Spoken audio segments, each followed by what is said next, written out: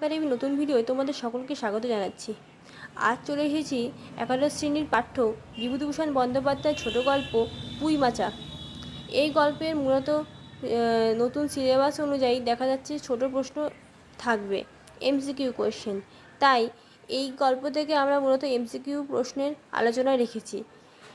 এখানে আমরা 4টে প্রশ্ন দিয়েছি ভিডিওতে, আর বাকি পুরো ভিডিওর পিডিএফটি পেতে অবশ্যই আমাদের কমেন্ট সেকশানে তোমরা যোগাযোগ করবে।